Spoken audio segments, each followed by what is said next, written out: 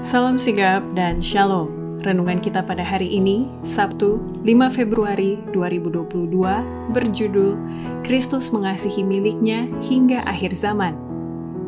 Ayat intinya terdapat di dalam Yohanes 13 ayat 1. Sementara itu, sebelum hari raya Paskah mulai, Yesus telah tahu bahwa saatnya sudah tiba untuk beralih dari dunia ini kepada Bapa.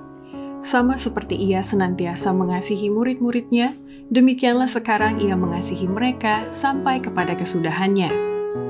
Pena Inspirasi menuliskan yang dimaksud dengan judul renungan kita pagi ini, Kristus mengasihi miliknya hingga akhir zaman, sebagai petunjuk bagi kita melihat kasih Allah yang tiada bandingnya, untuk supaya kita datang dengan penuh keberanian menghampiri tahta kasih karunia Allah adalah sebagai berikut. Pertama, bukti Kristus mengasihi miliknya hingga akhir zaman bisa kelihatan dalam sebuah keluarga yang menjadi suatu lambang yang indah dari keluarga yang di surga, karena keluarga itu memiliki kemuliaan yang sama, seperti suatu Eden yang bahagia. Hadirat Kristuslah yang dapat membuat pria dan wanita berbahagia. Segala air kehidupan yang biasa dapat diubah oleh Kristus menjadi air anggur dari surga. Kemuliaan rumah tangga menjadi sama seperti suatu Eden yang bahagia. Keluarga menjadi suatu lambang yang indah dari keluarga yang di surga.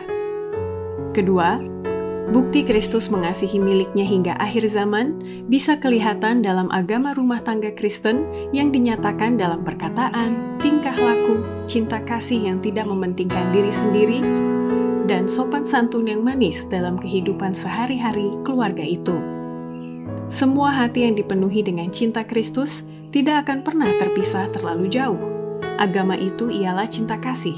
Maka rumah tangga Kristen menjadi suatu tempat di mana cinta kasih berkerajaan dan dinyatakan dengan perkataan, tingkah laku, cinta kasih yang tidak mementingkan diri sendiri, dan sopan santun yang manis. Ketiga, bukti Kristus mengasihi miliknya hingga akhir zaman bisa kelihatan dalam setiap perkataan dan perbuatan di rumah tangga Kristen yang selalu menyatakan pernyataan kasih Kristus untuk umat manusia yang sesat. Kata-kata ramah, pandangan simpati, pernyataan penghargaan kepada banyak orang yang sedang bergumul dan kesunyian akan bagaikan semangkuk air kepada orang dahaga. Perkataan simpati, perbuatan baik akan mengangkat beban berat yang menekan bahu orang yang lelah, dan setiap kata atau perbuatan baik yang tidak mementingkan diri adalah suatu pernyataan kasih Kristus untuk umat manusia yang sesat. Keempat, bukti Kristus mengasihi miliknya hingga akhir zaman bisa kelihatan dalam pengaruh kehidupan keluarga orang Kristen yang beriman untuk memberkati dan mengangkat umat manusia dalam setiap pekerjaan dan pelayanan mereka sehari-hari. Tanpa iman yang hidup dalam Kristus sebagai juru selamat pribadi, tidak mungkin membuat pengaruh kita dirasakan dalam dunia yang skeptis.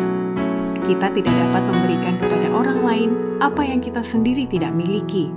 Itu selaras dengan kesetiaan dan pengabdian kita kepada Kristus, sehingga kita menggunakan pengaruh untuk memberkati dan mengangkat umat manusia.